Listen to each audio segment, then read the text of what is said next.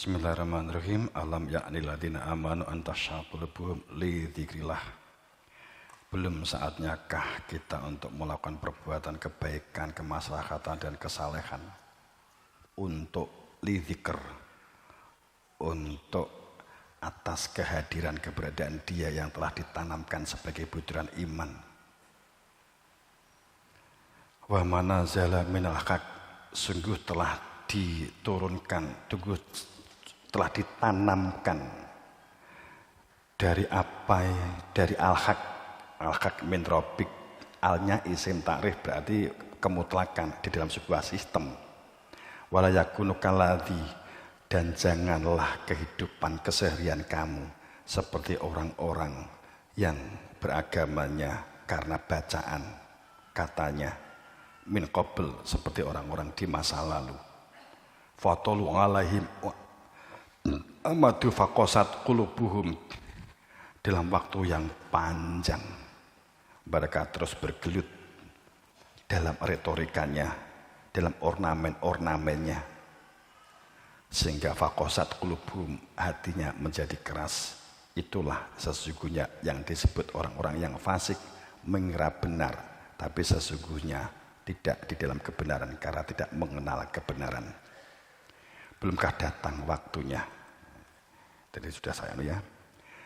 Maka saat ja'alhaq wa zaqal batil wa qul ja'alhaq wa zaqal batil innal batila kana zahuqa, saat kebenaran ditampakkan dan ditenggelamnya segala yang lalim, yang batil pasti akan dilenyapkan. Saat ini tiba, maka kebatilan itu pasti akan lenyap. Maka tersebut dengan jelas bahwa pada saat ditunjukkan, diberikan minal Quran, Bapak Ibu, saya ingin meluruskan makna ini. Kalau Quran itu kamu peroleh dimanapun dapat, kamu download bisa, ke Gramedia bisa, ke pasar loak monggo. Tapi kalau Al-Quran itu adalah yang kamu cari, yang hak, yang wenang sah, yang membacakan Al-Quran, yang fungsinya menerjemahkan, bukan menafsirkan. Itu akan sangat berbeda. Saya yakin yang biasa di pondok akan dapat melihat ini, walaupun mungkin kaget. Oh ngono tiba kan begitu toh biasanya. Quran dan Al-Quran beda, kitab dan Alkitab berbeda. Al-Quran itu sesungguhnya kalau Nabi Muhammad mengucapkan kemudian ditulis, yang disebut itu hasil dari ucapannya kemudian ditulis di buku. Apakah ini menjadi pedoman? Yang dijadikan pedoman itu sesungguhnya adalah diri Nabi Muhammad sendiri. Itulah Al-Qur'annya, itu Alkitabnya. Kemudian Al-Qur'an itu yang keluar dari lisan Nabi Muhammad. Bukan yang dituliskan orang, katakan demikian. Seharusnya kan begitu seharusnya. Makna Al-Qur'an itu begitu gitu loh. Nisbahnya kepada, di dalam kalimat ta'rif itu berarti fa'il majhul. Berarti ada pelaku yang menjalankan. Itu Al-Quran. Maka pada saya katakan minal Quran itu berarti sedang berlangsung.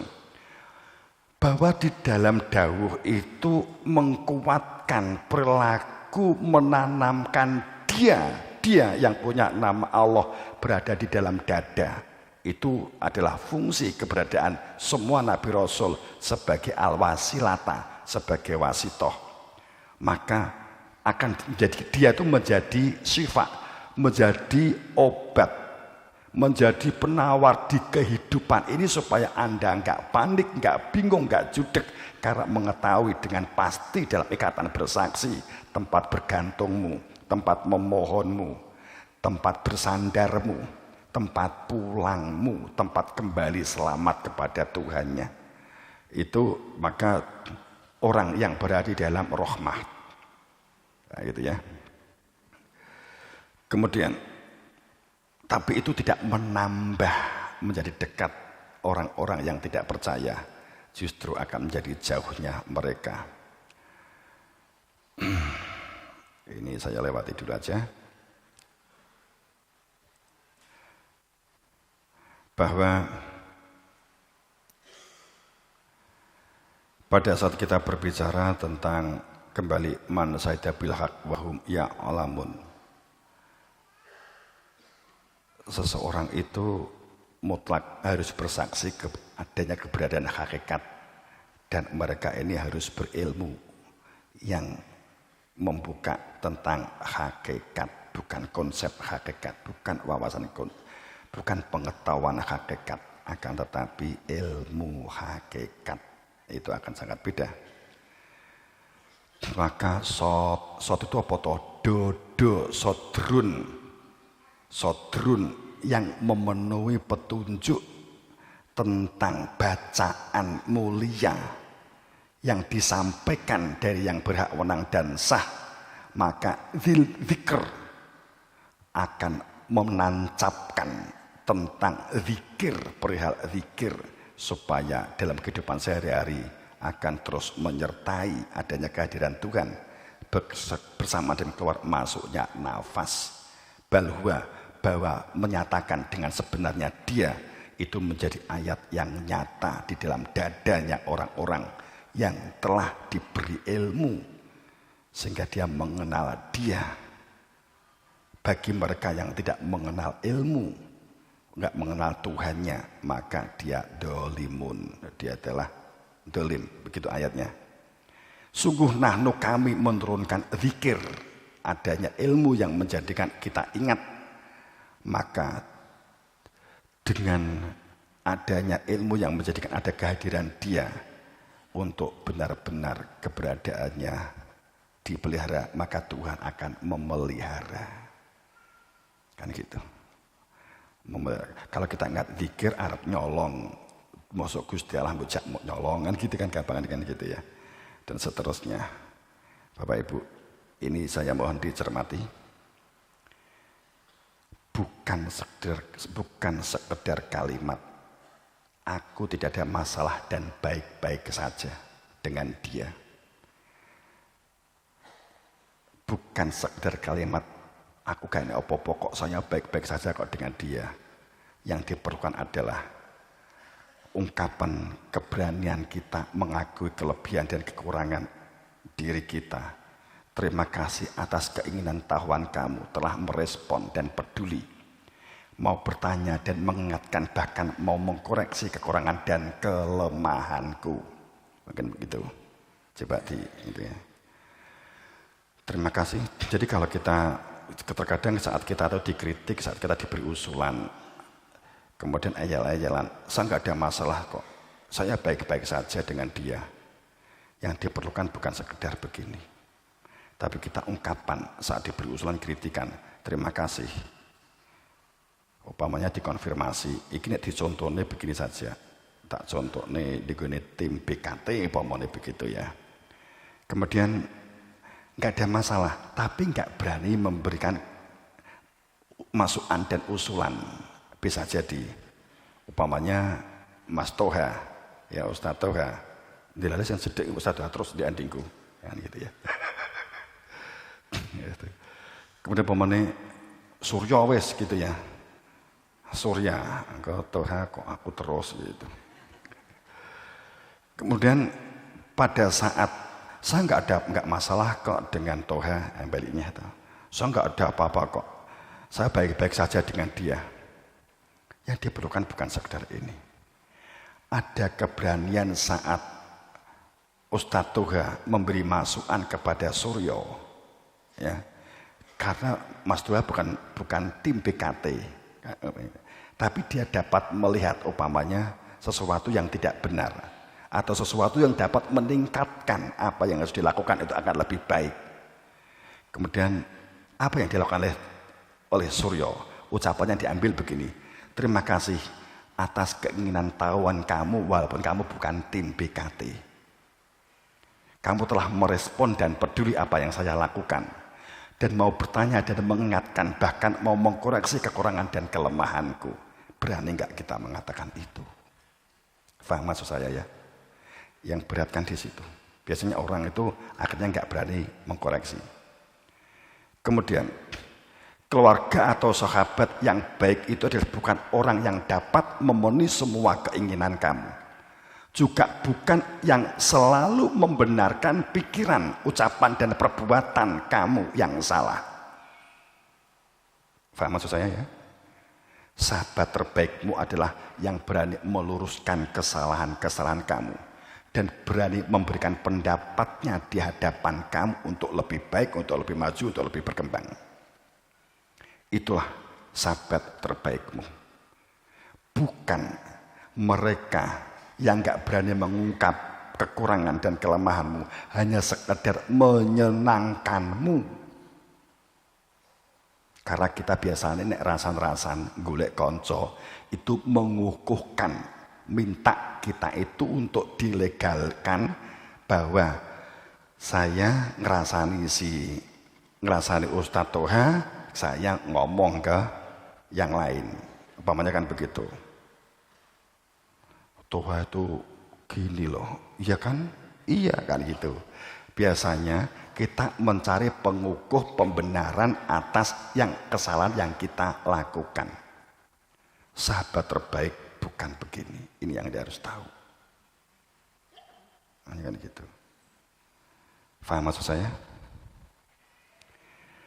Terkadang kita hanya mengkonfirmasi. Terkadang kita hanya ingin tahu informasi. Piye kabare tanaman nggonmu kae yang ternak sing kamu jalani kemarin itu piye? Perkembangannya piye? Apa urusanmu? Kan gitu kadang kan begitu. Mergo sing dilakukan itu ternyata enggak berkembang. Akhirnya nesu kan begitu. Biasanya kan begitu. Biasanya kalau nek nesu itu berarti enggak berkembang. Tanaman kae piye kabare? Pas kamu nanam biji. Lumayan. Nah itu. Wis apik, wis terkondisikan. Padahal gak enek sing tumbuh. Kenapa kita enggak jujur mengakui saja? Kalau kita enggak berani jujur mengakui, maka kita enggak akan ada orang yang berani mendekati kamu. Enggak ada orang yang berani berbicara dengan kamu. Dia berbicara nunggu kalau kamu ternyata sudah berhasil. Umpamanya kan begitu. Bukan ini yang terjadi, yang seharusnya dilakukan. Faham maksud saya ya? Gitu. Kita sering nggak berani menerima kritik, kelemahan umat Islam secara general nggak bisa menerima kritik. Ya kita ngomong baik-baik saja, nggak ada apa-apa. Tapi yang diperlukan kan bukan sekedar itu. Gitu ya. Maka orang yang baik atau ihsan adalah mereka yang respon, tanggap, dan berkepedulian. Orang itu bisa jadi kan, umpamanya Pak Surono, dia peduli, dia juga respon, dia juga tanggap. Umpamanya kan begitu. Akan tetapi pada saat ada orang ya memberikan kritik usulan, maka dia marah, umpamanya kan begitu. Gak bisa menerima, gak diterima dengan rasional. Kalau kita gak bisa menerima ada pijakan rasionalnya, entah itu karena semuanya kan untuk dawuh guru gitu ya. Dikendala semua organisasi manajemen itu di sini Bapak Ibu. Kalau kita nggak hati-hati dalam kehidupan sosial. Dan orang yang lebih baik adalah orang yang mau menyimak dan menjadi pendengar pendapat orang lain. Ya saya sudah komunikasi, akan tetapi ya ternyata juga hasilnya belum baik. Bagaimana kalau begini? Kita kan langsung mencari pembelaan, biasanya begitu. Kalau sesuatu itu tidak membahayakan diri kita dan orang lain, kenapa kita harus kebingungan mencari pembelaan? Apalagi jika yang usul, yang memberikan masukan, itu adalah saudara kita. Paham maksud saya ya? Terus terang saja, jamaah kita masih banyak yang baik-baik saja, tapi diberi usulan menjadi nggak baik-baik saja. Kan gitu, ya. Nah. Dan orang yang terbaik adalah orang yang waspada terhadap menyusupnya ego, keakuannya, nafsu, dan bisa mengendalikan dirinya, serta berani menjalankan pendapat atau gagasan orang lain, walaupun sebenarnya kita nggak setuju dan menyakitkan. Faham maksud saya? Tapi kita akan ulas secara detail di sesi lain di keorganisasian. Namun sebaliknya orang yang buruk itu adalah orang yang suka usul, namun tidak pernah bisa menerima usulan. Paham? Ya. Orang yang suka mengkritik tapi tidak pernah bisa menerima kritik. Orang yang mengkritik namun tidak bisa memberikan jalan keluarnya. Orang yang buruk, orang yang bisa melihat kelemahan dan kekurangan orang lain, namun buruk dalam melihat kelemahan dan kekurangan diri sendiri dan suka membicarakan keburukan dan kelemahan orang lain. Tutupan kita ini, ya, selain kita nanti doa. Bapak Ibu yang berbahagia, terkadang kendala-kendala sebuah organisasi komunikasi itu bukan sekedar kita musyawarah, komunikasi itu bukan sekedar ayo kita musyawarah demi kemajuan, tapi kita diberi masukan keras. Mungkin banyak kita menerima sehingga tanpa ada kendala di bab yang sedang diurusi atau jadi program yang kita jalani, itu kan sedikit atau banyak itu ada kendala. Itu biasanya kalau ditanya ya tentu baik-baik saja, tapi komunikasinya nggak jalan. Komunikasi dalam pengertian inti komunikatif itu bukan lisan, tapi ekspresi dan sikap, mimik hati kita dan seterusnya. Jadi seharusnya kita harus bersyukur kalau ada yang kritik. Ternyata saya masih ego.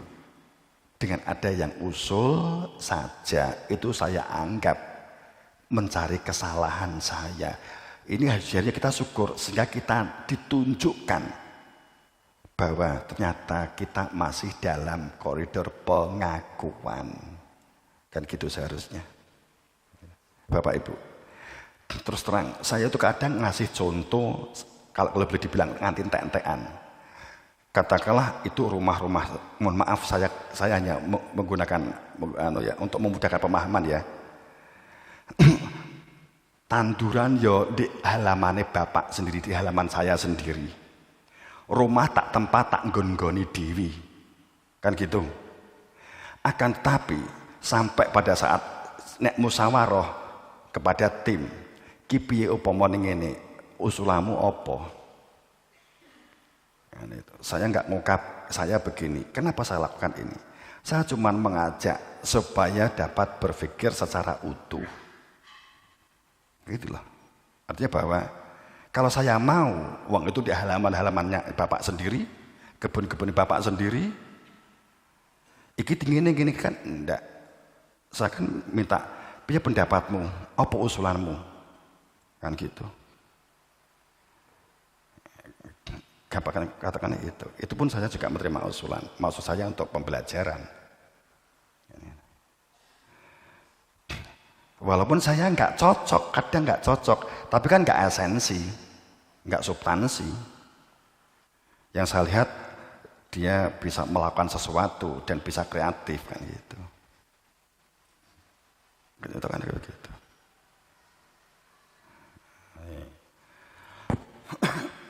Hal yang pada saat esensi atau substansi baru kemudian saya bisa ngekat atau bisa menjadikan sesuatu.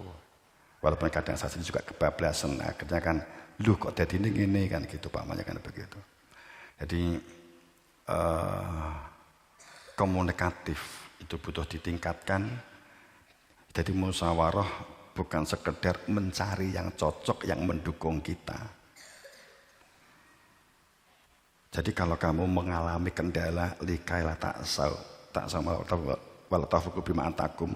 Jika kamu menemui kendala-kendala di dalam kegiatan, program, apapun, pasti kamu percaya di antara teman kamu ada yang tahu tapi nggak berani mengungkap. Karena kalau mengungkap tahu kalau kamu disampaikan itu, kamu merasa diserang. Sehingga orang itu tidak berani mengungkap. Itu yang terjadi. Karakter nafsunya manusia seperti itu. Saat ada yang usul atau konfirmasi, itu sepertinya menyerang kita. Seandainya benar, kenapa kita harus marah? Kita tetap harus terima kasih, kan gitu seharusnya. Ini kan di tim-tim kita, tim pusat pun juga saya melihat masih begitu. Mohon maaf jika saya belak nih, selama ini gak kita anu. Saya melihat itu kok. Ya kita lihat baik-baik saja. Tapi melihat ungkapan-ungkapannya adalah ungkapan yang selalu mendukung. Padahal jelas itu seharusnya gak cocok kalau gitu. Tapi saya anggap gak substansi, ya biar rukun-rukun saja ya gak apa-apa kan gitu. Itu kan gitu. Bahkan pada saat kita ada program gini bla bla bla bla, kemudian dari tim, asumsi saya jika saya menggunakan sebagai unsur kekuasaan, saya akan mengatakan demikian. Ngapain sih kamu usul nambah komoditi ini, nambah program ini, nambah program ini? Bapak kan sudah nyampaikan, detailnya kan sudah ada. Kan begitu. Kalau saya mau kan saya bisa mengatakan itu. Enggak kan? Mereka usul begini. Wah ini enggak. Terus saya hanya minta perspektif. Lah perspektif kalian gimana? Ini bisa begini, begini, begini. Ya wes dijalani. Saya enggak, kalau saya ngomong nafsu saya enggak cocok. Itu saya tak iya kan? Yo tak biayai. Malah program saya tak endek kan begitu. Saya hanya supaya memberikan contoh dan supaya bisa membaca keadaan itu. Ternyata gak iso moco tak buka iki kan begitu gitu loh. Kan begitu. Nah, ini kan contoh-contoh teknis. Contoh-contoh teknis gitu ya. Tapi bukan berarti kemudian kita elu-elu, enggak. Bukan itu. Kita hanya mengetahui ini prioritas seperti apa. Jadi kadang kita musyawarah macet saat sudah ada usul yang biasanya kita anggap sebagai maju, nggak bisa menerimanya begitu ya, nggak bisa menerimanya. Jadi kita wesok berlatihlah matur nuwun, diganti matur nuwun usulane, matur nuwun kritike, matur nuwun pembenahane. Disikui kemudian kok nek wis petuk sik aku usulmu gak cocok kan begitu tuh, enggak masalah tuh sebenarnya. Inilah kita membangun membiasa, kita tidak membenarkan kebiasaan tapi kita membiasakan kebenaran. Kita berlatih ini. Kalau kita masuk dalam sebuah organisasi, kenapa kita selama ini belum secara formal organisasi? Karena hal semacam ini masih butuh diantisipasi. Nggawa surat duduk ketua cabang ngono wae wis geger kan begitu ke teko cabang. Yang terjadi kan selalu begitu. Enggak bisa membedakan antara tools, substansi, esensi, inti ya. Substansi, esensi dan itu sama. Itu dampaknya memang banyak. Bapak Ibu, itulah kita berlatih. Simple organisasi itu kalau kita sudah tidak membawa kepentingan dan kita sudah berani jujur dan kita mengakui kelemahan, dan jika kita telah berusaha ternyata kita sudah berusaha ternyata kurang baik, ada orang yang tidak bersentuhan dengan program memberikan usulan, biasanya itu langsung kita membuat benteng. Gitu.